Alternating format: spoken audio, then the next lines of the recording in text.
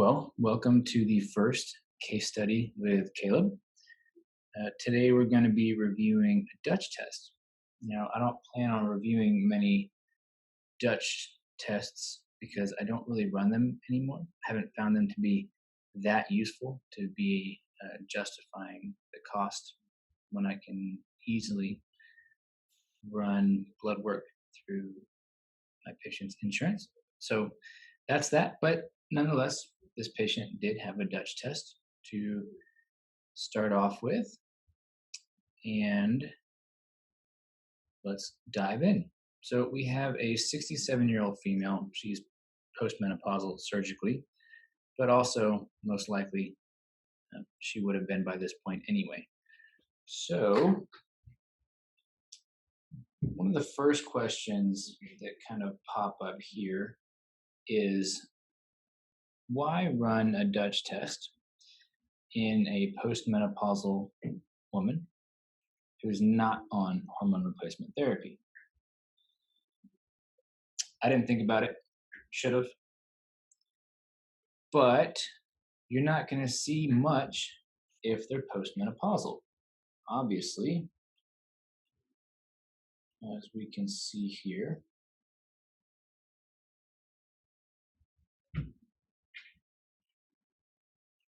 and if there was a postmenopausal range for testosterone, it would be there. Move my camera just a bit.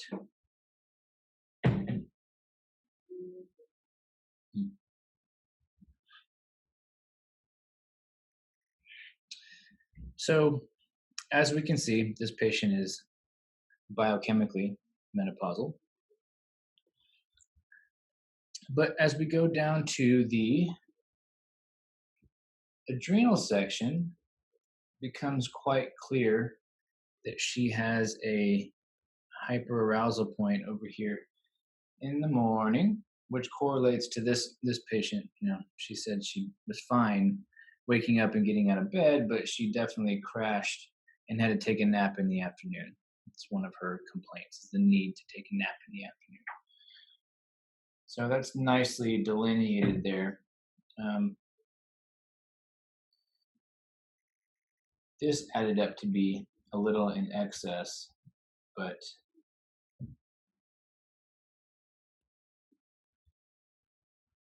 overall she's displaying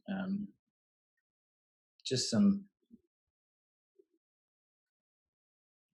error in her diurnal pattern. So I'm not as concerned with her having a super high peak in the morning, which is when it should be highest, but more or less the need that she has to take a nap in the afternoon.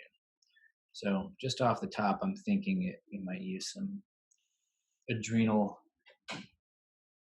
adaptogens here to kind of calm that response down, or go ahead and just pony up and say that we're going to be doing hormone replacement, and that might address the adrenal issue there. These are numerical data points for this nice picture here. So one base assumption is that we have a sufficient amount of pregnenolone.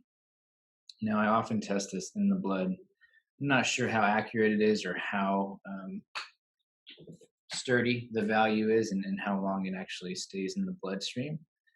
But, it's worth running to get a correlation picture with both DHEA and cortisol if you have a good morning responder. So as we'll see, she does not have a very good quantity of DHEA metabolite. Now, whether or not that means that she is, deficient upstream, or she has very fast metabolism, right? We don't really know. We're making assumptions here that this low DHEA is a cause of a low funnel, but it might not be. Now we can kind of correlate that to everything else being low and say that, yeah, the funnel up top is probably low, meaning that her adrenal gland is probably not making enough pregnenolone and DHEA, which could from cholesterol. I don't know if at this point, if I knew she was on any medication, she was not on a cholesterol lowering medication at this point. So moving on. I mean, I know I kind of skipped progesterone, but we shouldn't expect any because one, she has no ovaries, and two, she's postmenopausal, so she's not going to be making any corpus luteum either, will she? This is something I like to pay attention to, especially if I'm going to be replacing testosterone in women, because more often than not, they're not happy if they start losing hair or getting facial hair or acne when they're 60.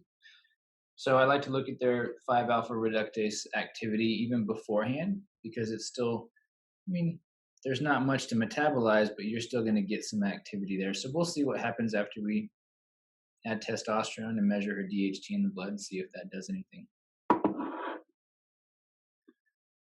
Estrone metabolism. So I found out after I ran this, she was a patient of someone else, and they ordered this Dutch test, which is why the provider name is redacted. But I got this Dutch test from them, and I got this odd little result over here. So then that prompted me to actually go look at the patient's chart, which I try not to do before I look at their labs. I try to get an independent picture and interpretation, then go back afterwards and get a fresh perspective. But this estriol was elevated despite being postmenopausal and not taking anything, or so I thought. Well, it turns out she's taking Premarin, which is an oral conjugated estrogen from pregnant mare's urine, Premarin, which tends to undergo heavy first pass metabolism in the liver since it's oral, and that will make a lot of estrone, which can retroconvert back into estriol quite heavily, as you can see by this bigger arrowhead over here and smaller arrowhead over here. I'm sorry, you guys can't see that. I'm trying to fix what I just did there. Was big arrowhead, small arrowhead. Now, obviously, we are not expecting her to have much estrogen except for the 1 milligram that she's taking. So as far as estradiol goes, she's not getting any, again, under the assumption that metabolism matches quantity of substrate. Estrone is also very low total. When we go down here to the different hydroxy metabolites, we can see that actually we have the desirable, quote unquote, metabolism of the CYP1A1 pathway to the 2-hydroxyestrone. But we notice here that our ratio, where we would want that to be at half, is actually over here in the dumps. So despite having a good amount of substrate to be methylated, our methylation is actually decreased here. Otherwise, we would see our little marker, that marker, more in the middle, or what we would like to see is that, to indicate that there was appropriate CMT function there. So what may seem like a good thing, that 2-hydroxy metabolite, it can still cause quinone radicals, just like its little sister over here, 4-hydroxy can. So it's not like this is a benevolent pathway. It's just more likely to get metabolized appropriately and not damage DNA. But in her case, she doesn't have very good methylation, so it might be an issue. Something we'll want to support if we proceed with hormone replacement. So, moving on. Again, written. I just want to point out that this is always kind of funny to me when I ran Dutch tests. Is all of these brain areas are in the wrong spot. Might just be ease of diagram, but I always thought that was funny. Anyway, we can see that her morning melatonin is at an appropriate level, which corresponding to her rise and fall in cortisol is appropriate. I'm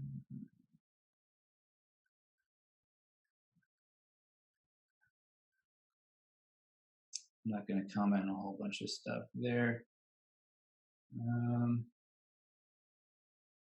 And then this is interesting. So I don't put a lot of credence in urinary metabolite testing for organic acids and neurotransmitters, but when they're far out of range, it's likely to be significant. So, this methylmalonate, she might need some B12, and we'll correlate that with blood later on to see if she's got either a macrocytosis or if homocysteine is high or if there's other indicators for B12 being deficient.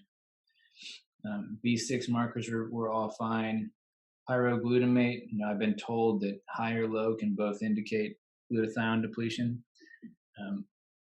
Given this patient's proclivity to make quinone radicals with sluggish COMT, we kind of want to make sure that she has adequate glutathione stores for if she does make radicals, so that those get quenched quickly.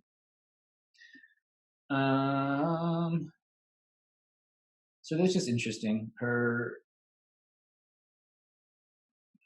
dopamine and norepinephrine metabolites were high, which would indicate a rapid COMT and MAO activity, which is not what we saw in the estrone pathway, right? That COMT was actually kind of sluggish. So that's an odd picture we have here, which is also kind of indicative of the dichotomy between liver CYP enzymes and COMT and central nervous system activity of these same isoforms. So there's a soluble isoform that is more, it more accurately gauges central nervous system COMT activity. And a few studies have been done to actually show that this peripheral COMT and the SNPs associated with it, the small nucleotide, single nucleotide polymorphisms, are different than the ones that are implicated in the brain with schizophrenia and such. So, fun little note there. And so that is all with the Dutch test. So what are our takeaways? Whenever we go back and do hormone supplementation, we're going to have to be careful with her estrogen metabolism. So that might be needing support with, not really DIM or the cruciferous veggies because the 1A1 pathway was actually favored, but maybe with SAMe to support COMT function or glutathione to rescue some of those quinone radicals if they are made. What else did we learn? She might need some adrenal support in the afternoon so that she doesn't have such a stark crash. And maybe she will present with, who knows, sugar cravings right around this time period too. So maybe we can make a dietary modification there too to help with that. If maybe weight loss is a goal or something else. So good information overall. I'm glad we have it. And yeah, that is our first Dutch review. Welcome to Case Studies with Caleb. Thanks for watching. Don't forget to subscribe and support and reach out if you have any questions, comment below. I'll try to get back to those if they are forward thinking. Thanks.